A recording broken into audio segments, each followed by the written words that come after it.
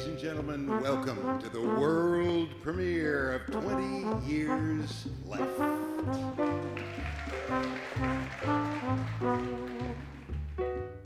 "20 years left, is that all I got? Or maybe less? And if it's more, then what's the score? Not so hot, I guess. Of course, it could be 20 weeks or even 20 days. But a 20-year sentence with only repentance seems like a long, hard ways. Yeah, 20 more years, is that all I want? Or maybe more? And if it's more, then what's the score? Better than before. Of course, it could be 20 weeks or even only 20 days. But no matter the time frame, I'll try to raise my game while I keep on giving. I just witnessed a real lovely poetry mashup mixed with music. I thought it was really well done. I think it's a great musical, and I think that it has potential to grow, to get bigger. I was dazzled, blown away. And I really enjoyed the performance. 20 Years Left was just an amazing experience.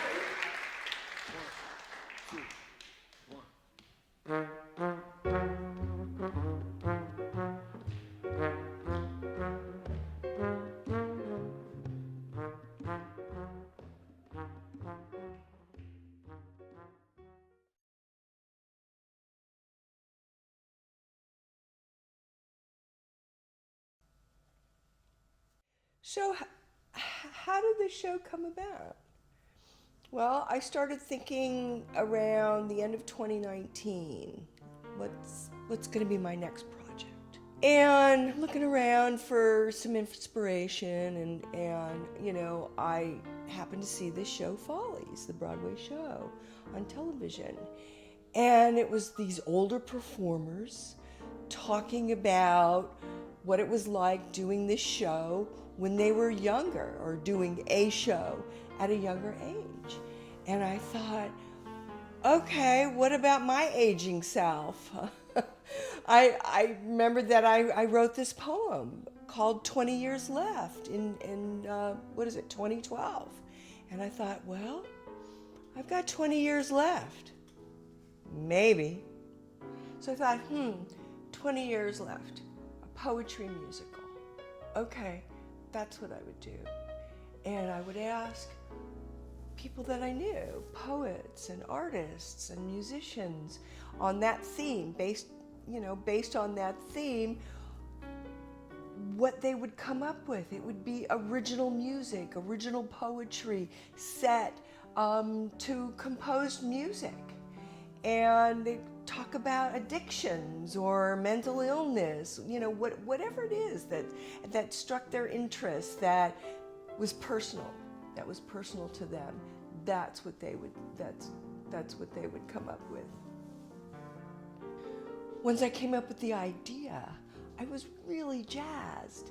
And so I reached out to my friend Dan Weinstein, who is a jazz musician and a composer and a writer. And I pitched him the idea, and he loved it. He said, definitely. And so that meant that I had Dan Weinstein, I had a theme, I knew a lot of people. I started production right away. The first thing is that you and I had participated in poetry presentations before this, at least twice. I don't remember if there were any others, but I do remember 2 of them. And those were different than this, absolutely, in that they were, I don't remember if there was a major theme to each one, but the poetry wasn't necessarily linked subject matter-wise, or could have been, but the music itself was all improvised at both of those earlier shows. When you approached me about this show, at first I kind of thought, oh, it's going to be another one of those. Okay, yeah, easy. And then it wound up being a lot more involved. Casting was easy. I mean, like I said, all my friends are poets and musicians. And so I decided I would, make a larger open call. And, it said looking for artists and poets and spoken word artists 60 years old and up for a potential production set to original poetry, original writing, and music.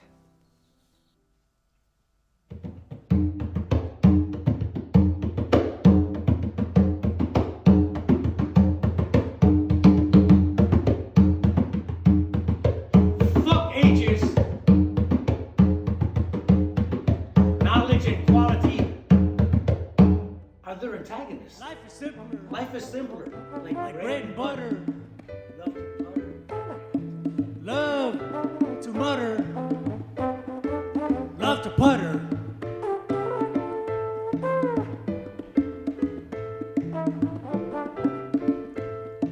Three lives gone. Enter the fourth with a natural paced approach.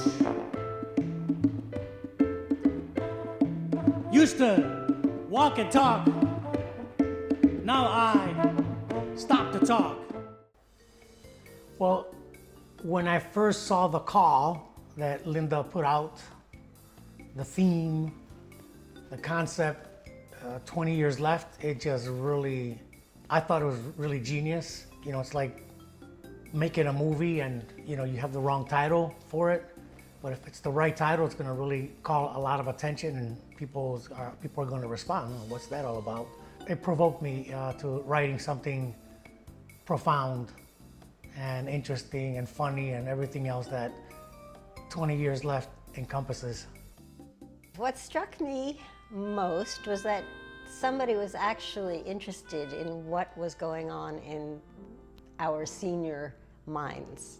That what kind of artwork or what kind of poetry we were creating was worth examining and displaying and working on. So that was very exciting because everywhere we go, we're always the oldest people.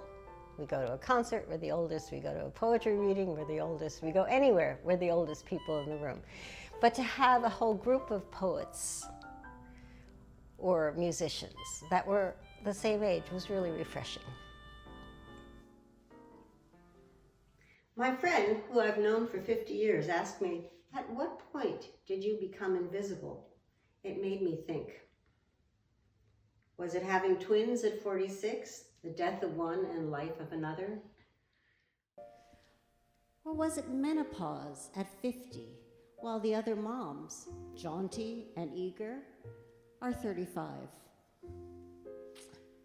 Turning 60 wasn't so bad, but 64 was shocking, shocking.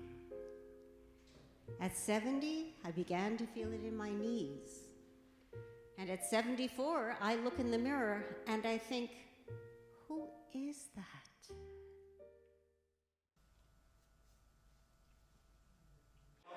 Linda had this vision going back a few years.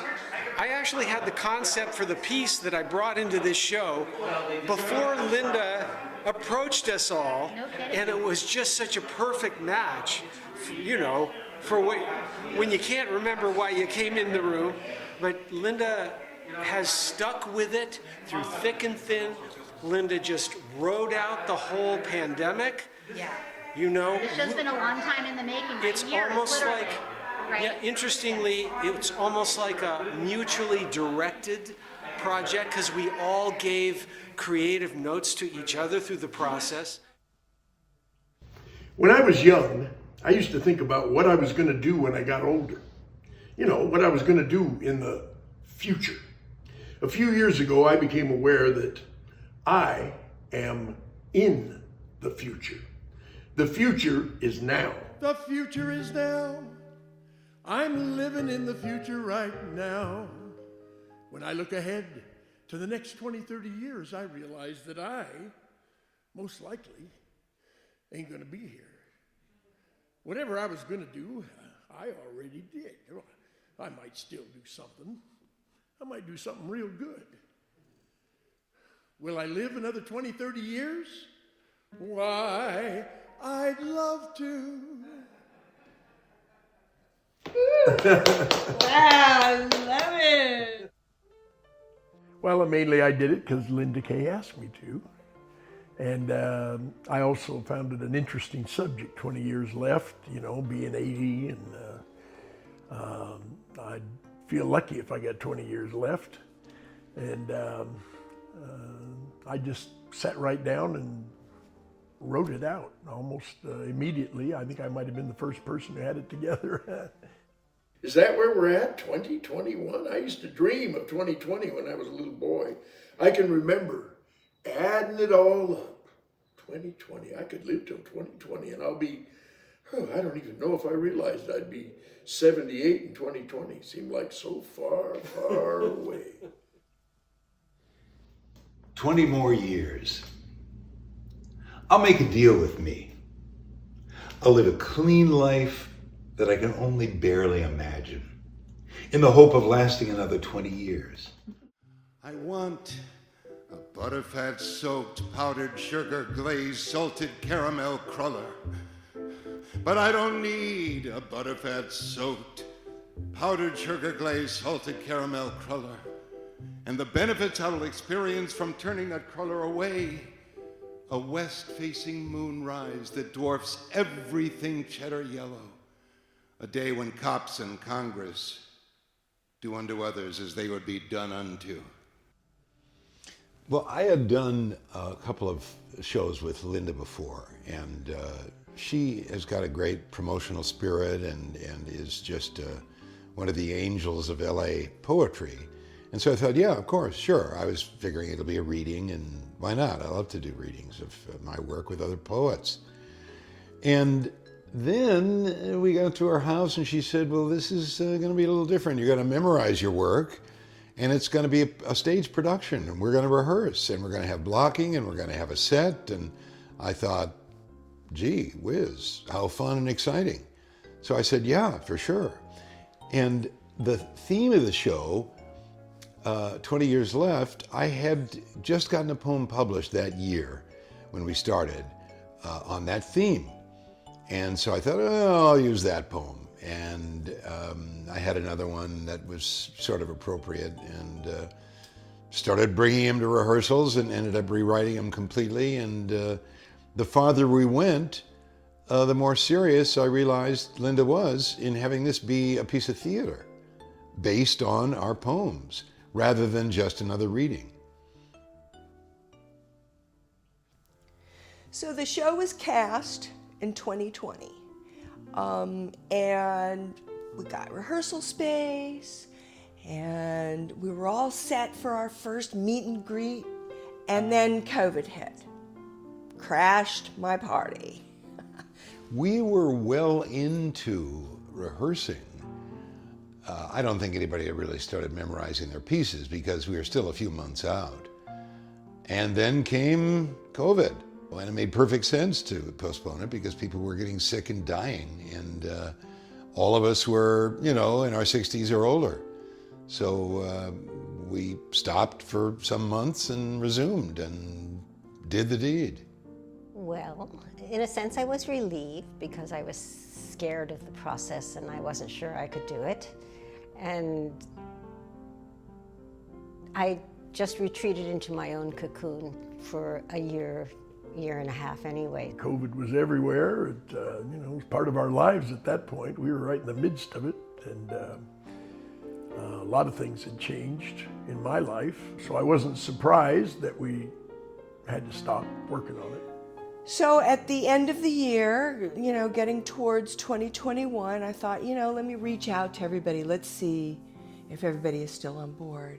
And they were all on board. They wanted to do this. They loved it. They were so excited that we were going to come back and we were going to do this show.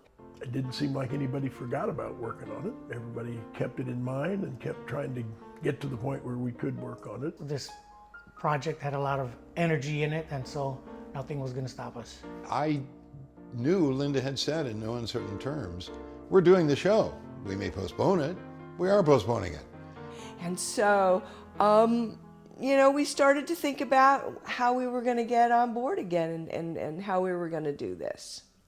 We actually didn't really meet until, like February or March. I mean, when they lifted, you know, the ban on, you know, congregating, they said that we can congregate outside, right? You know, social distanced and masked. So I arranged for everybody to start rehearsing at a park. We all met at Sycamore Park in Highland Park, and we started, you know, rehearsing in the park. And eventually we figured out what seemed like a very unique way of working on it, doing it on Zoom, and you know, the interactions we had were very good. We had quite a few rehearsals, and it was kind of fun. I looked forward to it. And I was extremely grateful when we did switch over to doing Zoom rehearsals, whether it's Skype or Zoom or a FaceTime or Facebook meeting or whatever the hell you call it. Julio was printing out his script. Everybody has their script ready, right? Yes, ma'am. So, all right, so let's go ahead and run through Act 1. So as you know, Lee steps out from seated and reads his piece. You're on. When I was young, I used to think about what it was going to be like when I got older. What it was going to be like in the future. If you had your choice of any music to underlie this, what would you be hearing? Well, to me, this piece is very Shakespearean. You know, that I'm contemplating. And, you know, you had this one riff that you tried. It was just kind of a bass, an underlying bass sound. Ba-dum, ba-dum. I had already booked the Highland Park Ebell Theater for February 19th. I'd already booked it, and I was going to do it by hook or by crook. And if we didn't do it, then forget it. I was just going to can the whole production and forget about it. But everybody really wanted to do this. And it kind of came together, and I was really grateful that everybody wanted to do this show.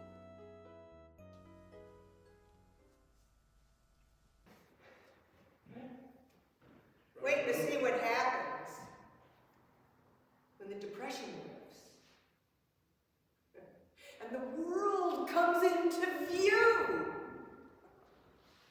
But the plans have all changed. So the brightness slips away, and the fog returns to cloud the sky.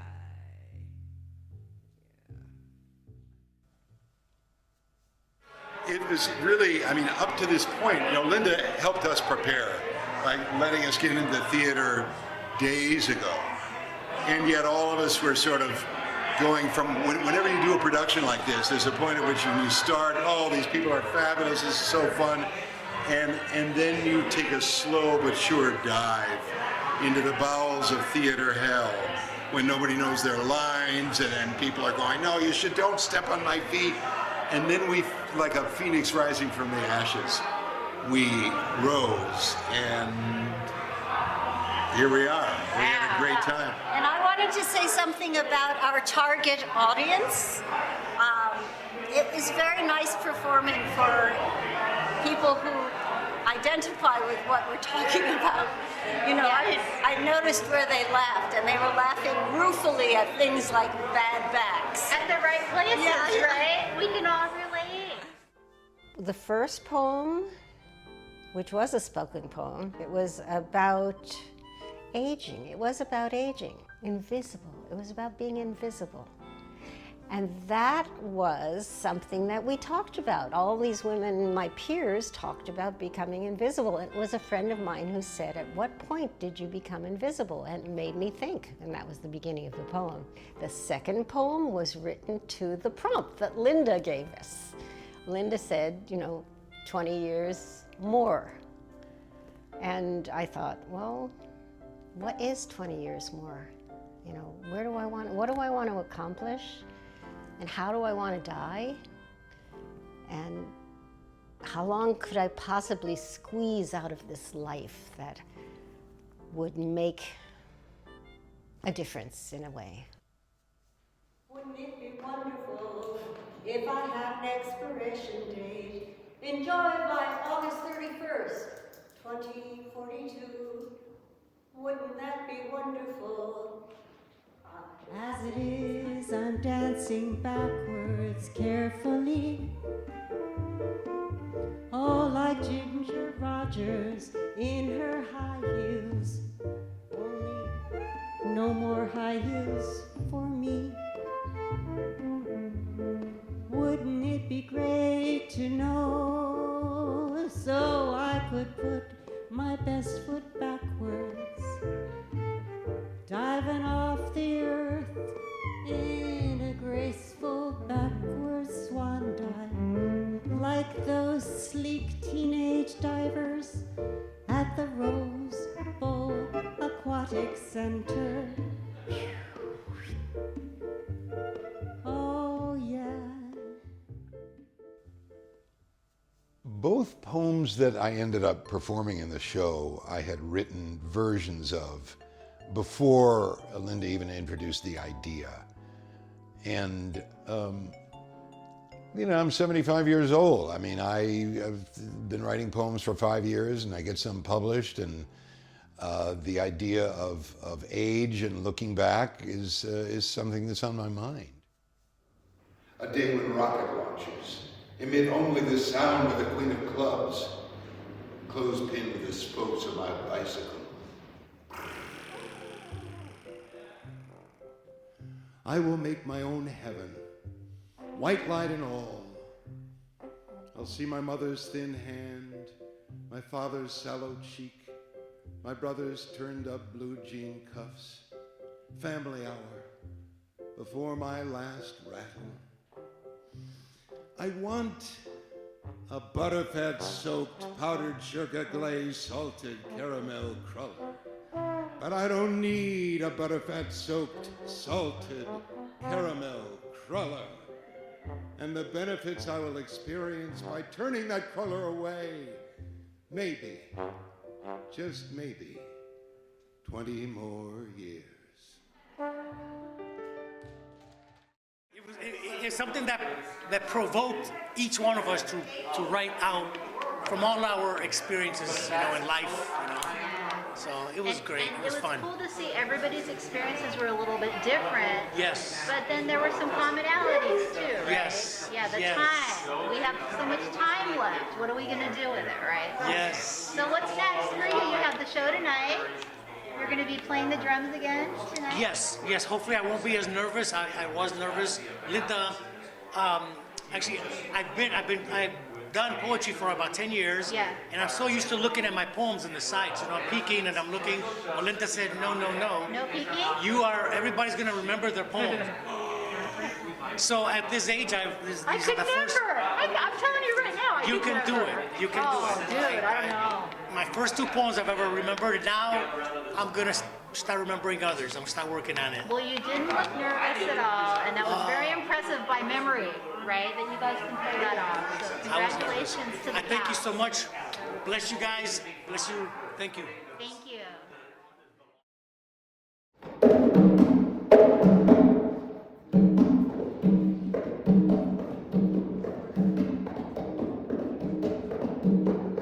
No illusions.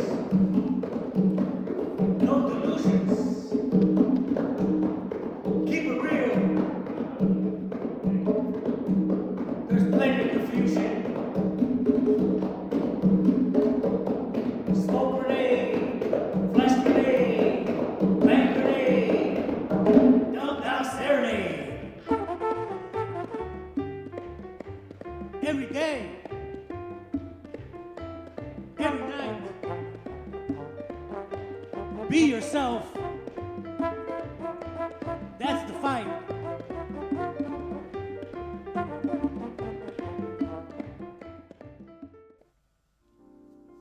my piece was split into two. One of the other members of the group said, why don't you take this piece, split it in two, and have the resolution in the second half.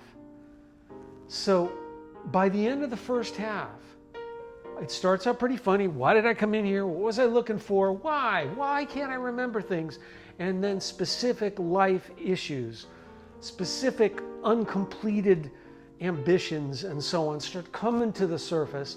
And by the end of that first half, I'm just slunk down in a complete funk, just in that deep, dark place you go to. And that was something I thought was very important about this show. It's fun being on stage. It's fun putting up a show.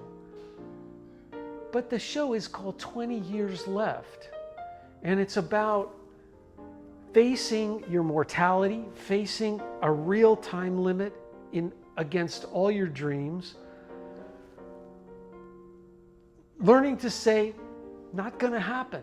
That entire idea for this album, not gonna happen. Or that entire plan to live in another country, not gonna happen. Those not gonna happen start adding up. And just the pain of getting older. I didn't want this show to just be, well, that was a cute piece, this was clever, that was funny. I wanted us to get real. Tubes of silicone caulking, Lord knows where they are. I have successfully hidden a lot from myself. Never went to college, never got my teeth fixed, never proposed to Helena. Stanford, Caltech, MIT, accepted everywhere. Idiot! Why didn't you go? Didn't want to work that hard? What? Goddamn acting bug. Got me at just the right moment. Local standout, heads to Hollywood, acting school, improv groups, 99-seat theater. What I did for love. Well, I didn't really write poems. I wrote kind of a piece about the subject. And what compelled me was just thinking about it and thinking about all the different aspects of it and what it meant to me to be alive and to know that my days are numbered. And you know, I just thought about what was important to me and what I cared about the most. And that was my motivation for what I wrote.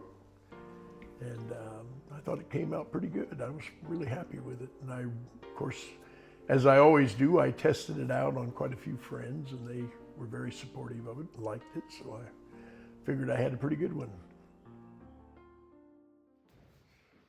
Let's do ourselves in.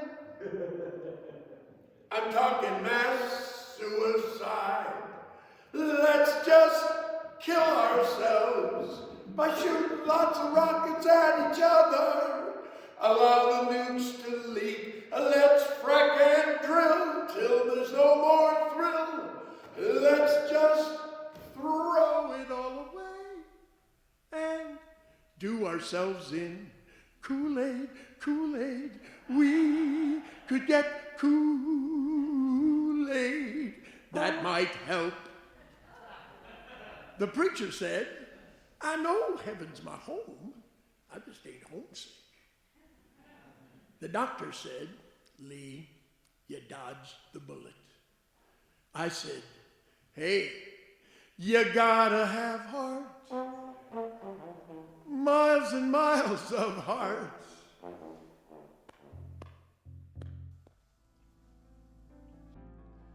Doing a show like this that was much more than just a reading where everybody shows up 15 minutes before the time the reading begins with their wrinkled papers in their pockets. Doing a show like this is a much bigger deal. Not only is it more work, and it was a year's time commitment, memorization, which for people in their 60s and 70s can be a challenge. We all, I think, did brilliantly.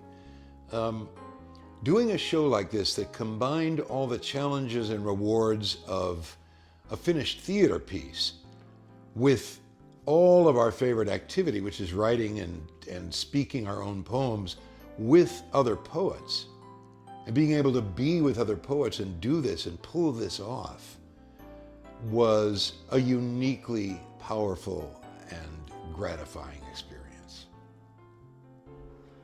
Oh, I felt real good about it. I felt like I was almost amazed. I felt like we'd come a long ways. I saw a lot of improvement in each of the performers and their presentation of their own particular pieces. And I really enjoyed getting acquainted with each member of the cast and felt a very good affinity. I thought we had developed ensemble, which you always look for when you're doing a theater piece. I really think it transcended to a nice theater piece that could have been done at the Mark Taper Forum or in any theater in town and would have been well received on a run basis.